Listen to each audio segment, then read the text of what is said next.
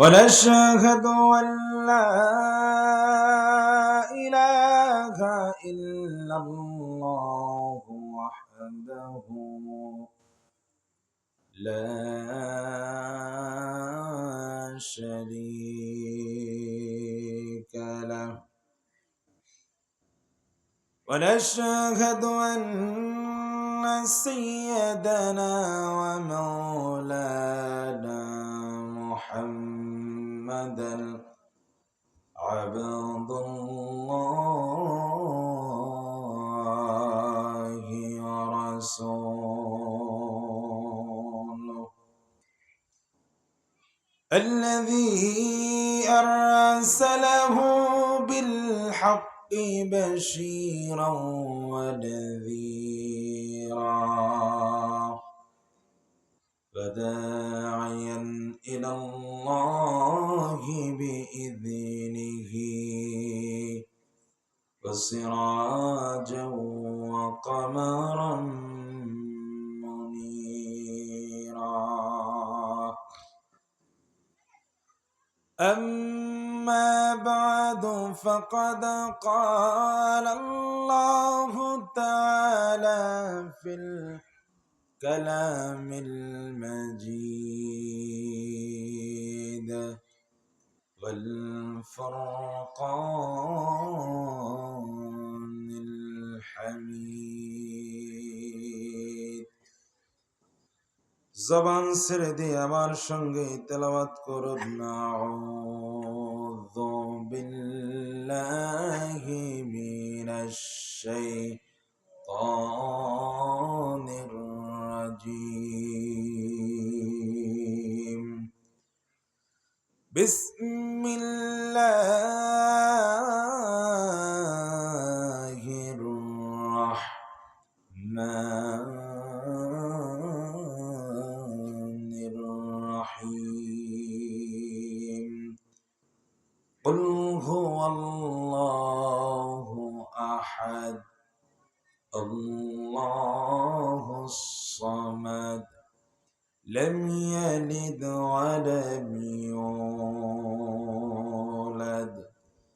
ولم يكن له كفوا أحد صدق الله العظيم وصدق رسوله النبي الحبيب الكريم والحمد لله رب العالمين.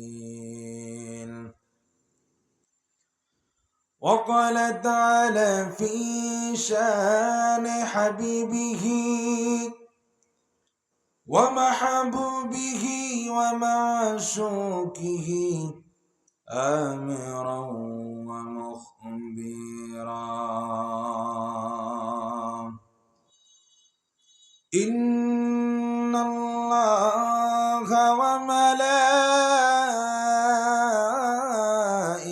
وملائكته يصلون على النبي يا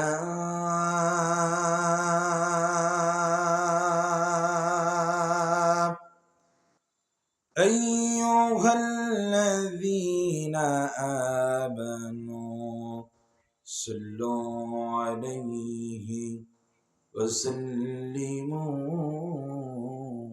تسليما صلى الله على محمد صلى الله عليه وسلم صلى الله على محمد صلى الله عليه.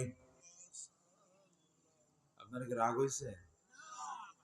মনে হইতেছে যে আপনি আইছেন আপনি আল্লাহ কোন আমরা কি রকম এরকম মনে হইতেছে। দুরূদ শরীফ এমন একটা আমল, পৃথিবীতে যত আমল আছে বাইনাস সামাই ওয়াল আরদ, এটা আসমান এবং জমিনের মাঝে আল্লাহ ঝুলায় রাখে। বান্দা যখনই দুরূদ পড়ে সঙ্গে সঙ্গে আমল আল্লাহ কবুল করে নেয়। সুবহানাল্লাহ পড়েন। আমার দিকে তাকায় দেখেন, আমার দেখতে পাচ্ছেন না? পাচ্ছেন। এই পর্দার পিছনে কি আছে দেখতে পান? এলাকার মানুষ সেই হিসেবে হয়তো আপনারা জানেন যে কি আছে, কিন্তু আসলে তো চোখের জ্যোতি এই পর্দার ওই পাশে যাবে না, যাবে? রাসূলুল্লাহ বললেন, আমার উপরে যে দুরূদ পড়ে কোথা থেকে পড়তেছে, তার নাম কি, আমি রাসূল সেটাও জানি। সুবহানাল্লাহ বলেন। তার বাবার নাম কি, দাদার নাম কি, কোন গ্রাম থেকে আর আমার উপরে দুরূদ পড়ে রাসূল বলেন আমি তাও জানি। সুবহানাল্লাহ কর না।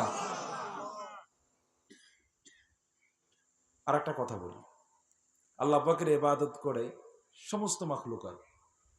আমরা একটা বয়ান করি যে 18,000 মাখলুকাত। কয় হাজার?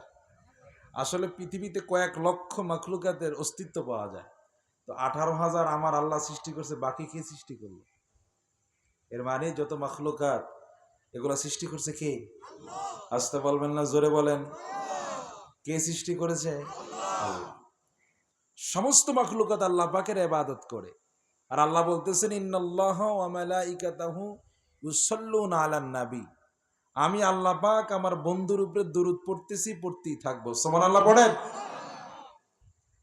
এজন্যই আমি বলি, নামাজের ভিতরে কাউকে সালাম দেওয়া যায় না।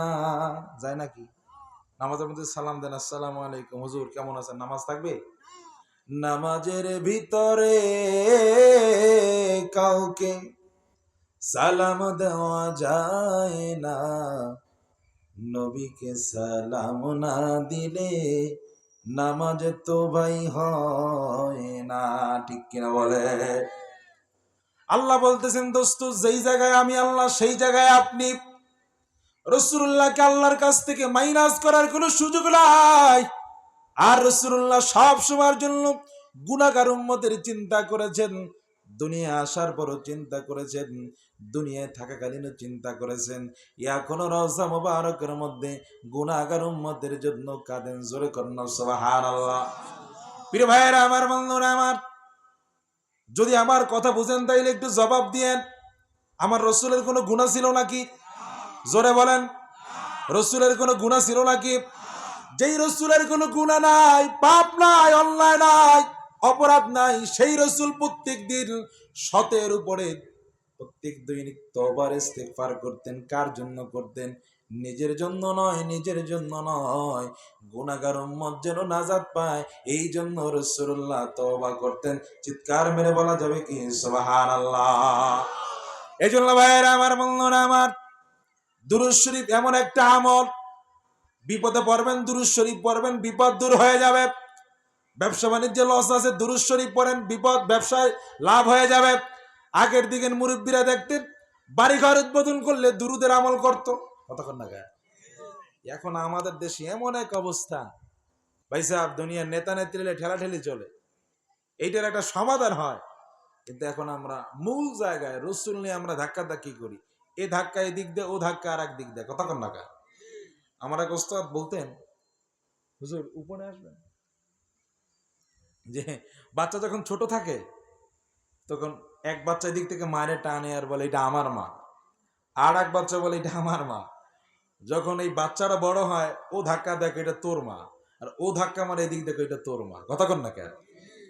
ভাই সাহেব, মনে রাখবেন, দুনিয়ার সব জায়গায় পণ্ডিতি করবেন, বেশি বুঝবেন, কিন্তু আল্লাহ এবং তার রাসূলের যদি বেশি বুঝেন না, এই জায়গায় বেশি বুঝতে গেল দুনিয়া বরবাদ, আখিরাতও বরবাদ। কথা কন ঠিক কিনা? এই জন্য দুরূদ শরীফ পড়বেন, রাসূলুল্লাহর প্রতি যখন দুরূদ পড়বেন মনোযোগ দিয়ে পড়বেন, আদবের সাথে পড়বেন, ভালোবাসা নিয়ে পড়বেন। তার কারণ যে বেশি, যত রাসূলুল্লাহর উপরে দুরূদ পড়বেন, কাল কিয়ামতের দিন, মুসিবতের দিন, সে তত বেশি রাসূলুল্লাহর কাছে চলে আসবে। সুবহানাল্লাহ। শুধু তাই নয় রে ভাইরা আমার, গুনাহগার উম্মত যখন পুলসিরাত পার হতে পারবে না, তখন এই দুরূদের গাঁটটি মাথার মধ্যে দিয়ে পুলসিরাত পার হয়ে যাবে। সুবহানাল্লাহ পড়েন। সর্বশেষ এক ব্যক্তিকে আল্লাহ পাক জাহান্নামী বলে ঘোষণা করে দিবেন। মিজানের দাঁড়িপাল্লায় ব্যক্তির গুনাহ যখন বেশি হয়ে যাবে, রাসূলুল্লাহ এসে বলবেন কি হয়েছে, কই নিয়ে যাও। ফেরেশতারা বলবে ইয়া রাসূলুল্লাহ, আপনার উম্মতের গুনাহ বেশি, এই জন্য তার জন্য জাহান্নাম বাজেট। রাসূলুল্লাহ বলবেন দেখি তার নেক আমলটা আবার একটু দাঁড়িপাল্লার মধ্যে দাও, ওজনটা কেমন হয়। রাসূলুল্লাহর সামনে দাঁড়িপাল্লা টানাই দিবে, যখন দেখবে গুনার পাল্লাটা একটু বেশি ভিতরে যায়, রাসূলুল্লাহ তার হাত মোবারকটা বের করে ওই নেকের পাল্লার মধ্যে শাহাদার আঙ্গুল দিয়ে চাপ দিয়ে ধরবেন, নেকের পাল্লাটা ভারী হয়ে যাবে, গুনাহগার উম্মতকে আল্লাহ জান্নাতি বলে ঘোষণা করে দিবে। এজন্য দুরূদ শরীফ পড়বেন মনোযোগ দিয়া, দেহ পড়ে থাকবে এইখানে, মন চলে যাবে মদিনায়। আপনার আমাদের মাঝে এমন মানুষ থাকতে পারে যারা দুরূদ শরীফ পড়ার পর চক্ষু বন্ধ করলে মদিনাওয়ালার জিয়ারত নসিব হয়ে যায়, এমন মানুষও আমাদের মাঝে আছে। কথা কোন ঠিক কিনা? আপনার আমার হয় না, আমাদের কপাল পরা, আমরা তাই হয় না। আমাদের মাঝে এমন মানুষ আছে, ভালো মানুষ না থাকলে এই দুনিয়া থাকতো। এজন্য মুহাব্বতে দুরূদ শরীফ পড়ুন। আল্লাহুম্মা সাল্লি আলা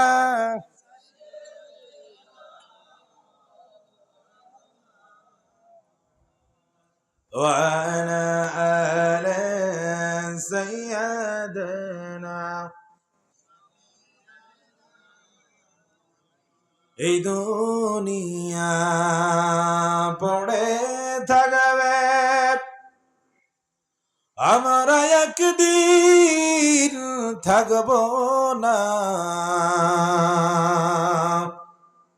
সবাই মোদের ভুলে যাবে, নবী গো আপনি বললেন না। আল্লাহুম্মা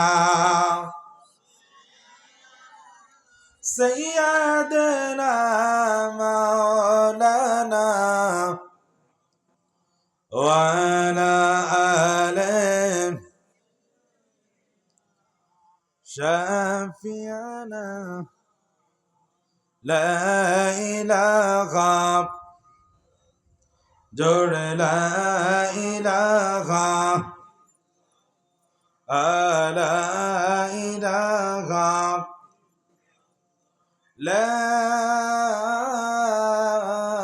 ইলাহা ইল্লাল্লাহু মুহাম্মাদুর রাসূলুল্লাহ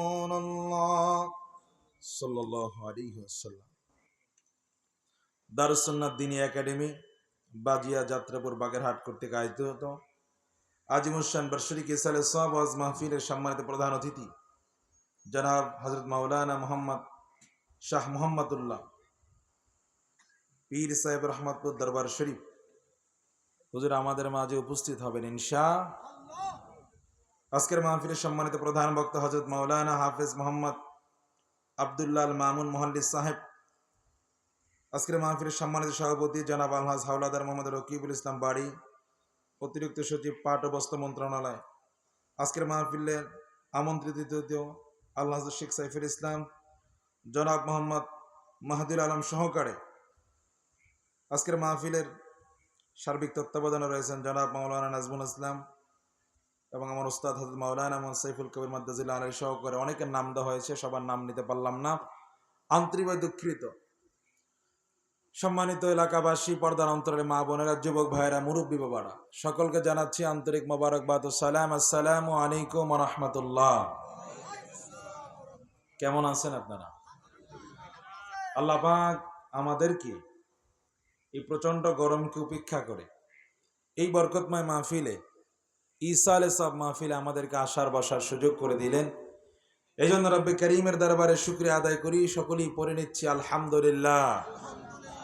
লক্ষ কোটি এবং তার চাইতে অনেক অনেক অনেক গুণ বেশি দরুদ এবং সালাম আপনার নবী, আমার নবী, কুল কায়নাতের নবী, হায়াতুন নবী, জিন্দা নবী।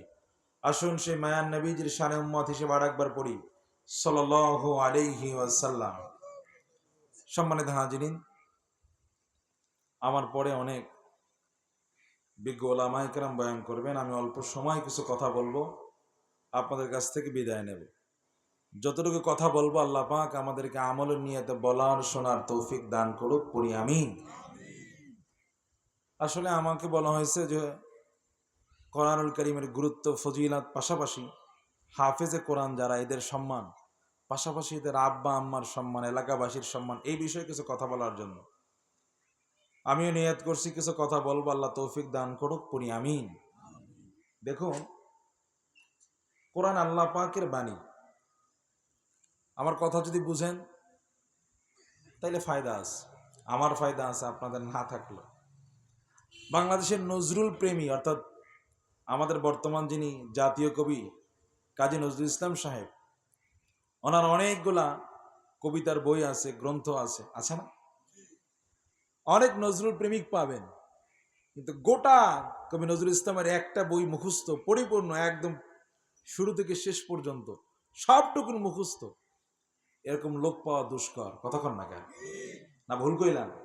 ভুল কইলে তাও কেন, কোনো সমস্যা নাই, সব জায়গায় ঠিক করানো লাগবে না। ভুল কইলে কেন যে না হুজুর এটা ভুল। রবীন্দ্রনাথ ঠাকুরের ভক্ত বাংলাদেশে আছে, আছে না? আছে। তার একটা কবিতার পরিপূর্ণ একটা বই সম্পূর্ণ আগাটুকরা মুখস্থ করছে এমন ব্যক্তি পাওয়া খুবই দুষ্কর। কতক্ষণ না কেন?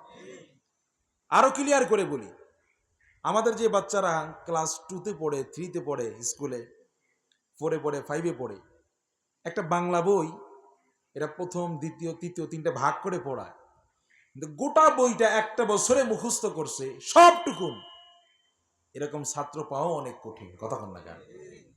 কিন্তু এই বাংলাদেশ সেই বাংলাদেশ